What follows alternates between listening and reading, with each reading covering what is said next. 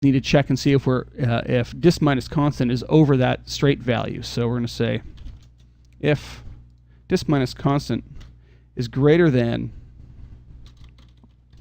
straight value, then, and we'll throw the else statement in right away. Still have 0 down here so that when we testing our code, it'll always just return 0 at this point and not do anything. In here now, what we can do is put the stretch amount that's going to happen, and in the else we can say 0. So essentially, when it's getting shorter, we don't want to stretch it. We just want to leave it at its current value. When it's getting longer, we want to be able to do something. And now what that's going to be is we're going to take the value. So let's actually get rid of our 0 now and see what happens. And you can see that it's stretching. Now it's stretching far too much at this point.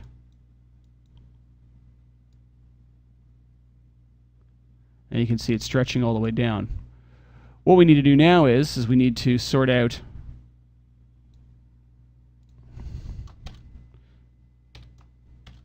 divide by 2. We have to divide it in half because we're going to be spreading the load between this joint and this one. So I'm going to say evaluate. And you can see that it spreads, it's now only going halfway. Just to get this working on both of them now, I'm going to take the controller off of this one, say copy, go down to the nub bone on the end. It's on the same track. I'm going to say paste instance, and let's play it back and see what happens. Now see, the problem is that the leg gets to that point and starts to stretch out. So what we want to do is we actually want to subtract straight value out of it,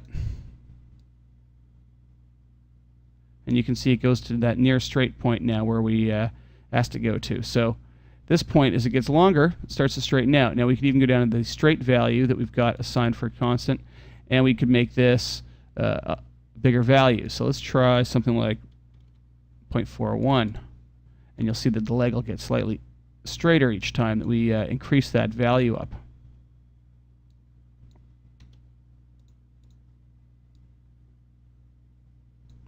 Say evaluate here, and you can see the leg's almost getting straighter and straighter. So you can sit there and play with that and get it to the point at which you want it to be at. And now it's actually going straight, and we don't quite want it completely straight. So let's try a value of 0.55. And you can see it pop back out again. So there's our setup using expose helper. Let's actually take a look at using expose helper as well for doing another setup with a stretchy bone. It's essentially the same thing, but we're going to use the expose transform to expose the angle of this knee. Same thing this time. However, I'm not going to pick a parent. I'm just going to pick this knee joint. You can see that it's returning a local value here, and the current angle of this knee joint is -17. And you can see that the angle changes as I scrub it back and forth. And so what we want to do is exactly the same sort of routine. We want to be able to drive, let's say, a stretchy bone with this. So what I'll do is I'll just go and make a quick stretchy bone setup. Put my bones in there. I'm just going to run my stretchy bone setup.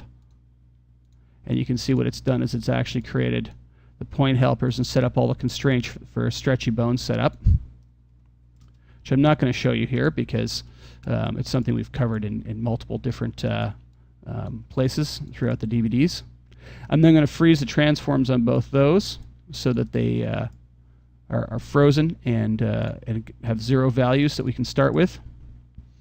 And then on the X value of this one, we're going to go and do the same thing. We're going to go in and put in a script controller again, float script. We're going to call this knee angle for our first variable, and that one is going to be assigned to a track again, and that track is going to be this expose TM helper, which is down here, and we're looking for the believe the local Z-axis. So we want that local Z-axis here. and that is now assigned that, so we can actually get that angle back out. So print knee angle will give us the knee angle. And again, we'd like to have a 0 value from that, so we need the default knee angle. And again, we could call it a constant value. And we'll just assign that a variable. Again, we could actually put this in right in here, but these ones are great to work with. So if I put minus const again, we should be getting a near 0 value. Again, this is an exponent, so it's right on 0 essentially. And now what we're able to do is able to drive the position of this with it. So I'm just going to get rid of this, say evaluate, and now you can see it's driving it. Now it's driving it way too fast, and it's driving it in the wrong direction. So we can easily just invert that value, and I believe that should do it, and it goes firing down, so we actually don't want to do it that way. We want to invert the whole expression, so outside of the brackets. And now it's going too far in the other direction, and we just need to find a multiplier. I'll just find something that looks like pretty low I'm going to need. And there you go. So now you've got a stretchy bone reacting, and we can determine with that multiplier. Now we can even create a multiplier here, or we could actually set it up so that there's something on screen that sets up that multiplier. And again, we just add it as a constant and multiply it by it. So now we've got a stretchy knee set up, a thigh bone set up that's stretching out. And it looks to me like it's going way too far. And we can then stretch it along that axis.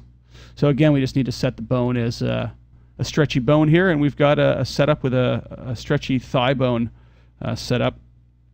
And we can make it squash and stretch, and there we've got a squash and stretch bone working on a thigh bone using exposed TM helpers and the new script controllers. Again, all of this is name independent. You really can't break it. We can actually take it and rename objects to the same base name. So now everything's actually named the same in the scene, and everything still functions and works as it should, because nothing is name dependent, and it's all very quick. These exposed TM helpers, it can just be parented into the root of the rig somewhere. I usually parent them into places around the rig that they should sort of stay with, and just place them off to the side. But I use these all the time for driving all kinds of things in rigs now because they're so quick and easy to use. Well, there's my demonstration of some of the Max 8 features. I hope they're useful to you.